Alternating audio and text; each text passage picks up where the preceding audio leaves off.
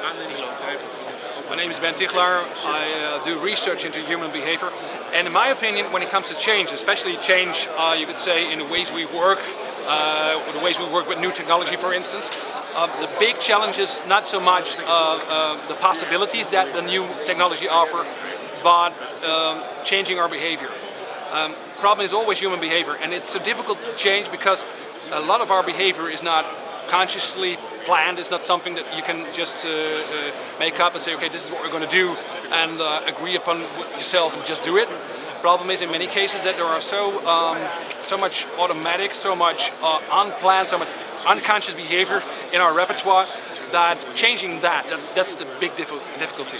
And those unconscious, unplanned, those automatic behaviors are not always due to experience. They don't only derive from experience, but also from biology.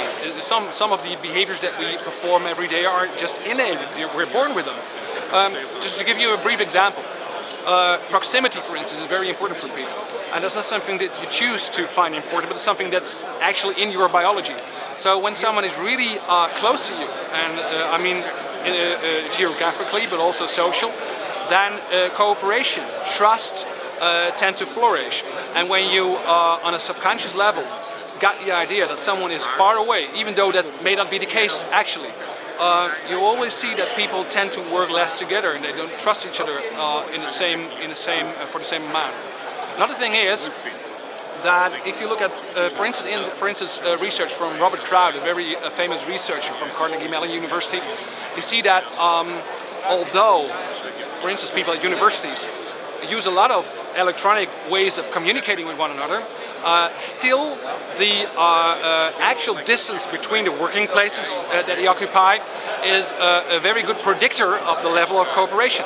And there's a sort of a critical distance. It seems that when people work together at a distance of about 40 yards, about 30 meters in European measures, you see that the amount of cooperation goes up, and beneath the 30 meters, beneath the 40 yards, there's no cooperation whatsoever. So there are a lot of new possibilities, of course, stemming from all these new technologies, but on the other hand, there is still very, very much old behavior.